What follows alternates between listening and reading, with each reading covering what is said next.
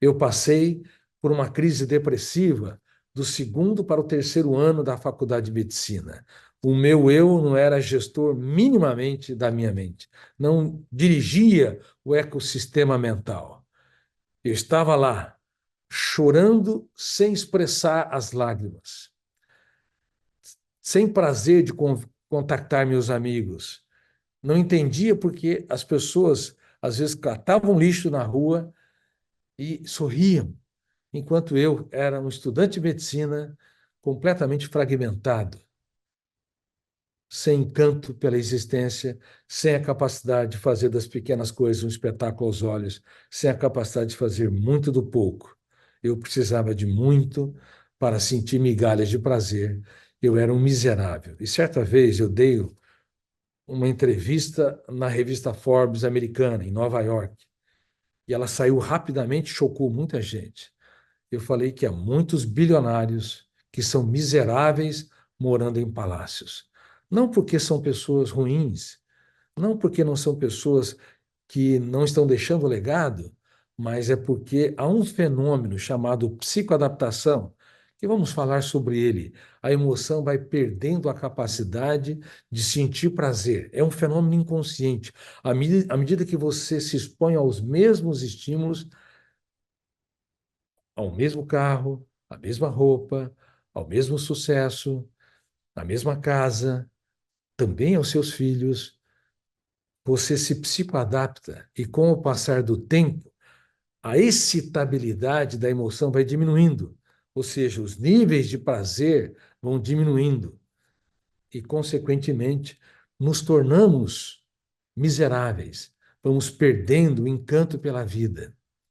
E isso não é ruim, porque a psicoadaptação gera uma ansiedade que nos impele a ser exploradores, a sermos inovadores, a sermos garimpeiros de ouro nos solos dos nossos filhos. Um garimpeiro de ouro não cria o ouro, remove as pedras para extrair o que eles têm de melhor. Um garimpeiro de ouro nos solos da pessoa que nós escolhemos para dividir a nossa história, nossa esposa, o marido, também os nossos amigos, os nossos alunos. Nós temos que ser garimpeiros de ouro. Não crie ouro. Você não pode fazer muito, mas você pode remover as pedras. Mas, infelizmente, a educação mundial está doente, formando pessoas doentes para uma sociedade doente. Doente porque não estimula o eu a ser protagonista da própria história. O eu a gerenciar nossas emoções, a dar um choque de lucidez em nossos pensamentos. E ela precisa, a educação mundial está tão doente que, para vocês terem uma ideia, antes da pandemia, as estatísticas internacionais eram: uma em cada duas pessoas tem ou vai desenvolver um transtorno psiquiátrico ao longo da vida. Uma em cada duas pessoas é um número assombroso. Nós estamos falando de metade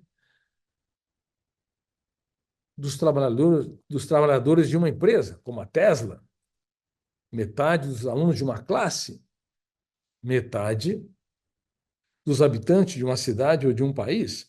Estamos falando em mais de 4 bilhões de seres humanos e provavelmente nem 1% vai se tratar, porque o tratamento é caro, porque falta profissionais de psiquiatria e psicologias com competência para levar o eu dos seus pacientes a ser protagonista da sua própria história, a reeditar janelas traumáticas, a filtrar estímulos estressantes, a dar um choque de lucidez e reciclar o seu lixo mental. Não apenas usar técnicas psicoterapêuticas, cognitivas, comportamentais, psicanalíticas, existencialistas, e não apenas também, no caso dos psiquiatras, usarem medicamentos antidepressivos ou tranquilizantes, mas, em destaque, estimular o eu a desenvolver ferramentas para que, o máximo possível, ele saia da condição de espectador passivo da sua doença, da sua depressão, da sua ansiedade, da sua crise de pânico e até mesmo do espectro autista, saia também do toque, transtorno obsessivo compulsivo, ou até mesmo tenha subsídios para, de alguma forma, atuar nas suas psicoses, para que, para que ele possa desenvolver autonomia, capacidade de autoliderança, capacidade de se sentir e vivenciar como ser único, irrepetível e insubstituível. Você pode ser substituível como profissional, se não se atualizar, não se reinventar, não inovar. Mas como ser humano, você é único e irrepetível. E se você não tem consciência disso, você vai ser mais um número na multidão. Bom, então uma em cada duas pessoas tem ou vai desenvolver um transtorno psiquiátrico. Seja porque o tratamento é caro, porque falta profissionais competentes no mundo todo, e também porque as pessoas negam as suas doenças. Elas têm medo de reconhecer suas mazelas emocionais, suas misérias, seus conflitos mentais.